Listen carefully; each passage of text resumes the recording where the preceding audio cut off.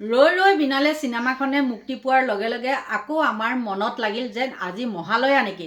নমস্কাৰ বন্ধু বান্ধৱীসকল, সুপ্ৰভাত জনাইছোঁ আৰু আৰম্ভ কৰিছোঁ মোৰ নতুন এটা ভিডিঅ'। আৰু আজি যে মই ক'লোঁ মহালয়া, আপোনালোকে সকলোৱে গম পায় 4:45 বজাৰ লগে লগে আজি প্ৰথমটো দৰ্শনী ৰৈ ৰৈ বিনালে ছবিখনে মুক্তি লাভ কৰিলে আৰু হিলডল ভাঙি সকলো ওলাই আহিল। আৰু মহালয়াৰ লগত মই কিয় তুলনা কৰিলোঁ জানেনে? অইন কথা একো নাই, আমি যেনেকৈ দুৰ্গা পূজাৰ আগে আগে মহালয়া হ'লে সকলোখিনি আমি সোনকালে উঠি যাওঁ, ঠিক তেনেকৈ আজি সেই হলসমূহত গৈ পেলাই উপস্থিত হ'ল।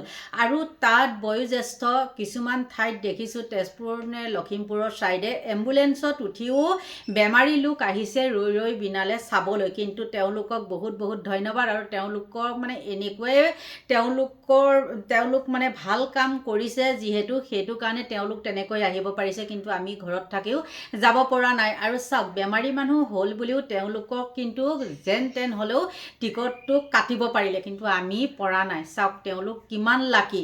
আৰু আমাৰ তেনেকুৱাই হ'ল, আমি পিছলৈ চাম, নোচোৱাকৈ নাথাকোঁ।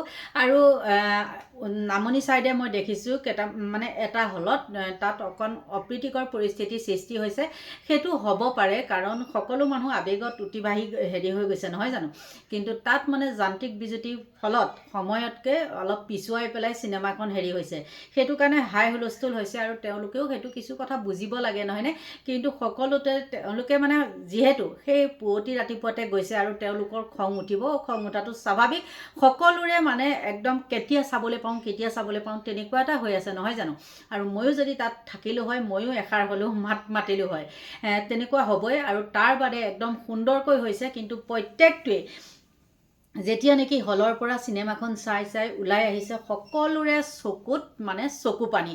আৰু আচৰিত এটা কথাই হৈছোঁ, এই চিনেমাখনেই জুবিনৰ শেষ চিনেমা বুলি সকলো মানুহ যেনেকৈ চাবলৈ গৈছে, আৰু চিনেমাৰ কাহিনীভাগ এনেকুৱা, জুবিন গাৰ্গৰ লগত যি ঘটিলে সেইখিনিয়ে সম্ভৱ আৰু সেইখিনিয়ে কাহিনীটোৰ মূল ভাগ বুলি সকলোৱে কয়। আৰু এটা অনুৰোধ কৰোঁ, এই চিনেমাখনৰ ভিতৰ চোৰাৰ কাহিনীখিনি যাতে কোনেও, যিসকলে চাইছে সেইসকলে বাহিৰত যাতে প্ৰচাৰ নকৰে।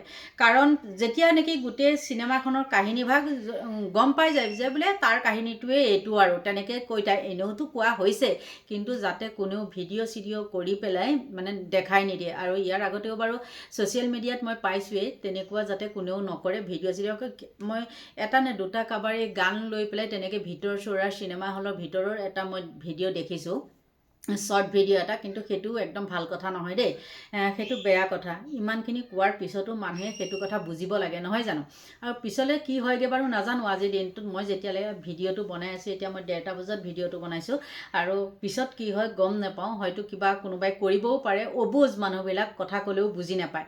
বাৰু যি কি নহওক, যোনসকলে চাইছে তেওঁলোকৰ ভাগ্য বুলিহে কৈছোঁ। আৰু কাৰণ তেওঁলোকে প্ৰথম দৰ্শনীতে চাবলৈ পাইছে, আৰু ইমান পুৱতি ৰাতিপুৱা 5টা বজাত যিহেতু। আৰু চাওকচোন, মহালয়াটো হয়তো ইমান সোনকালে নুঠে, কিন্তু তেওঁলোক কিমান আগ্ৰহেৰে এই ৰৈ ৰৈ বিনালে চাবলৈ, চিনেমাখন চোৱাৰ হেঁপাহত তেওঁলোক উঠি গৈছে, বেমাৰীৰ পৰা আদি কৰি। আৰু মই কৈছোঁৱে, এম্বুলেঞ্চত উঠি পেলাইও বেমাৰীসকল আহিছে চিনেমাখন চাবলৈ, সেয়া আমাৰ ভাগ্য। কিন্তু ইয়াতো আৰু এটা কথা আছে, কি জানেনে? আমাৰ মুখ্যমন্ত্ৰীও চালেগৈ হৈ চিনেমাখন, কিন্তু মুখ্যমন্ত্ৰী গ'লে বোলে কি হ'ব জানেনে? চিনেমা হল বন্ধ হৈ যাব। সেইটো কাৰণেহে কিন্তু মুখ্যমন্ত্ৰী চাবলৈ যোৱা নাই। আৰু কাৰণটো জানিলে আপোনালোক আচৰিত হ'ব। কাৰণ মুখ্যমন্ত্ৰীয়ে যেতিয়া চিনেমা চাবলৈ যাব, মুখ্যমন্ত্ৰীৰ লগত বহুত বোলে ছিকিউৰিটিবিলাক যাব, আৰু সেইটো কাৰণে বোলে চিনেমা হল বন্ধ হৈ যাব। ছিকিউৰিটিকে বহিবলৈ দিবনে বা অইন দৰ্শনীকে বহিবলৈ দিব? সেইটো কাৰণে মুখ্যমন্ত্ৰীয়ে কিন্তু চিনেমা ইয়াত নাচায়, গুৱাহাটীত চিনেমা নাচায়। মুখ্যমন্ত্ৰীয়ে চিনেমা চাব লখিমপুৰত লগে ভাগে সকলোৱে। গতিকে সেই চিনেমা হলটোও চাগে তেতিয়া কি হ'ব জানেনে? বাহিৰত একদম পুলিচ প্ৰশাসনে ভৰ্তি হৈ থাকিব, আৰু থকাৰ পিছতহে হয়তো তেওঁলোক তাত সোমাব, হলত সোমাব। আৰু কি কাৰণেনো তেনেকুৱা বাৰু? যদি মুখ্যমন্ত্ৰীয়ে ভাল কাম কৰিছে, সৎ কাম কৰিছে, 2 নম্বৰী কাম কৰা নাই, তেওঁ ইমানবিলাক ছিকিউৰিটি লৈ ঘূৰি ফুৰিব লাগে কিয় বাৰু? যদি ভাল কাম কৰিছে, তেওঁলোককতো এইবিলাক ছিকিউৰিটি কোনো দৰকাৰেই নাই, নিৰ্ভয়ভাৱে ঘূৰি থাকিব লাগে নহয় জানো। কিন্তু ভয় কিয়? টকা পইচা থাকিলে বাৰু মানুহৰ বহুত ভয় নেকি, যে মোক কোনোবাই মাৰিব, তেনেকুৱা নেকি বাৰু? কিন্তু সেইটো এটা বহুত হাঁহি উঠা কথা ক'লে।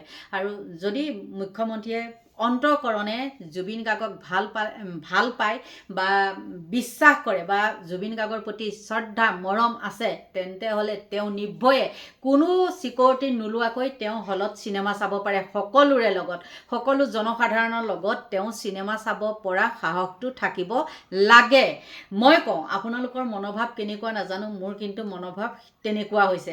আৰু বাৰু যি কি নহওক, তেওঁ বোলে চাবগৈ লখিমপুৰৰ ফালেহে চাবগৈ, লখিমপুৰৰ হলতহে চাব, কাৰণ তেওঁৰ লগ বন্ধুৰ লগত চাব, আৰু আমিতো আৰু নিজে নিজে চাব লাগিব নহয় জানো।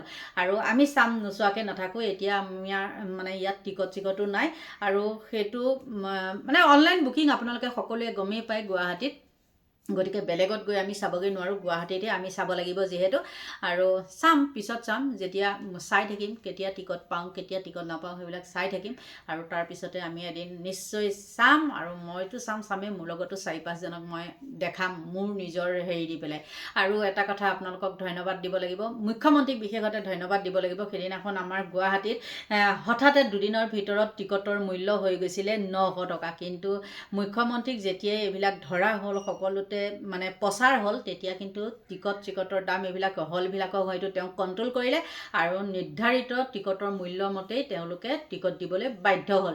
গতিকে বহুত বহুত ধন্যবাদ মুখ্যমন্ত্ৰীকো। আৰু কওঁ, সমালোচনা কৰোঁ, মুখ্যমন্ত্ৰীক সমালোচনা কৰোঁ, সমালোচনা নকৰিলেও নহ'ব নহয়, হয় না নহয়? কাৰণ আমাৰ মুখ্যমন্ত্ৰী এনেকুৱা সৰু সৰু কথাবিলাকো মুখ্যমন্ত্ৰীয়ে বিশ্লেষণ কৰে। গতিকে আমি এটা ভিডিঅ' বনাওঁ, আৰু সেই ভিডিঅ'টো যিকোনো প্ৰকাৰে প্ৰচাৰ হোৱাটো বিচাৰোঁ, নহয় জানো? আৰু সমালোচনা, কিছুমানে কয় সমালোচনা কৰে, আপুনি কৰিব লাগিব, 10টো মত কৰিব লাগিব, যাৰ নেকি 10জনৰ কাৰণে সুবিধা হয় সেইবিলাক সমালোচনা কৰিম। কিন্তু কাৰোবাৰ ব্যক্তিগত কথা, কোনোবাই হাগিলে, কোনোবাই পাতিলে, এইবিলাক কথা আমি সমালোচনা নকৰোঁ। আৰু মই সদায় সমালোচনা কৰিম মানে সকলো ৰাইজৰ হকে, ৰাইজৰ হৈহে মই সমালোচনা কৰোঁ। য'ত নেকি 2 নম্বৰী দেখোঁ তাতেই সমালোচনা কৰোঁ। মুখ্যমন্ত্ৰীয়ে বেয়া কাম কৰিলে মুখ্যমন্ত্ৰীকো সমালোচনা কৰিম, যোনে মুঠতে যি কাম কৰি যায়, ভাল কাম কৰিলে ভাল বুলিয়ে ক'ম, আৰু বেয়া কাম কৰিলে বেয়া বুলিয়ে ক'ম। যি কি নহওক, মুখ্যমন্ত্ৰীয়ে এইটো হস্তক্ষেপ কৰিলে, আৰু সেই হস্তক্ষেপ কৰিলে মানে কি, যি নেকি সেই হলকেইটাত মানে ক'লে আৰু চাগে, সেইকাৰণে তেওঁলোকে হেৰি কৰি দিলে, নহয় জানো? নহ'লে আপোনালোকে নিজে ভাবকচোন, 900 টকাকৈ টিকটৰ মূল্য হ'ব পাৰে নেকি বাৰু? যি কি নহওক, এতিয়া ভাল লাগিছে, মুখ্যমন্ত্ৰীকো ধন্যবাদ দিছোঁ। আৰু মুখ্যমন্ত্ৰীয়ে বোলে ইতিমধ্যে তাত চাব।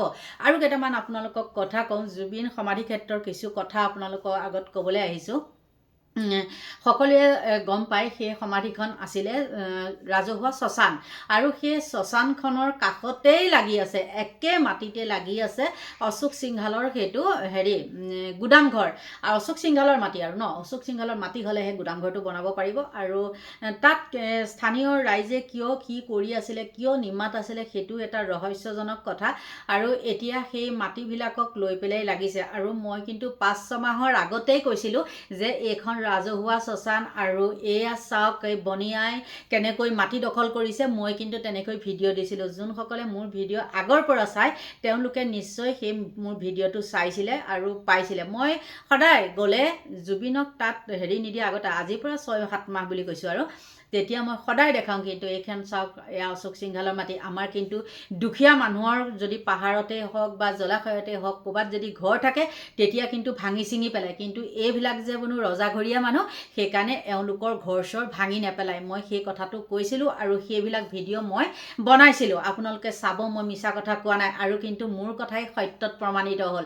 কেনেকৈ জানেনে? যদি জুবিনৰ মাটিখিনি হ'ল, জুবিনক সমাধি দিয়া মাটিখিনি যদি 1চনীয়া মাটি, সেইবিলাক চৰকাৰী মাটি, তেওঁ মাটিখিনিও হ'ব লাগিব 1চনীয়া। কাৰণ সেইখিনি 2 নম্বৰী কৰি তেওঁলোকে পতা কৰিব পাৰে, সেইটো নাজানো, কিন্তু 1চনীয়া মাটি।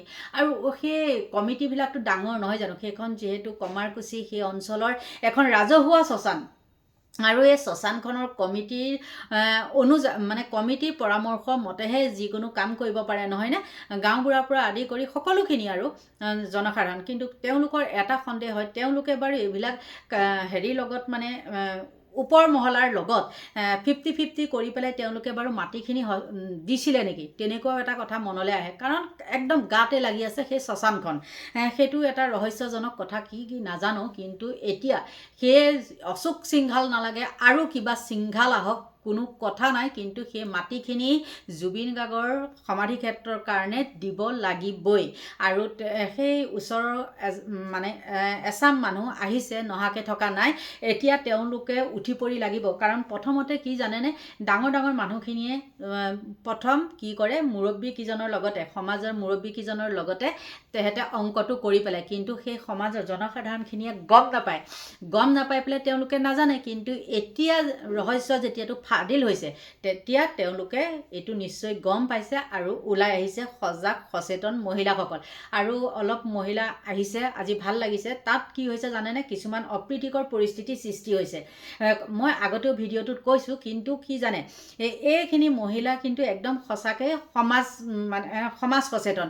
কিয় ক'লোঁ, তেওঁলোকে কৈছে যে তাততো পুলিচ প্ৰশাসন থাকে ন, পুলিচ প্ৰশাসন থকাৰ পিছতো তাত মদৰ বটল, কিবা বটল, বমি, হগা মোটা কেনেকৈ কৰিবলৈ পায়, সেই পুলিচ প্ৰশাসনে কি কৰি তাত থাকে, এইটো আমাৰ মুখ্যমন্ত্ৰীক দৃষ্টিগোচৰ কৰিব লাগে। আৰু সেই মহিলাসকলকো, সচেতন মহিলাসকলকো বহুত বহুত ধন্যবাদ জনাইছোঁ। আৰু বেছিকৈ ভিডিঅ'টো বহলাই গৈ নাথাকোঁ, আপোনালোকক কৈছোঁ আমিও চাম ৰৈ বিনালে, আৰু আপোনালোকেও চাব। আৰু শেষত এটাই অনুৰোধ কৰোঁ, আপোনালোকে চিনেমাখনৰ ভিতৰুৱা সেই কাহিনীভাগ যাতে বাহিৰত প্ৰচাৰ নকৰে।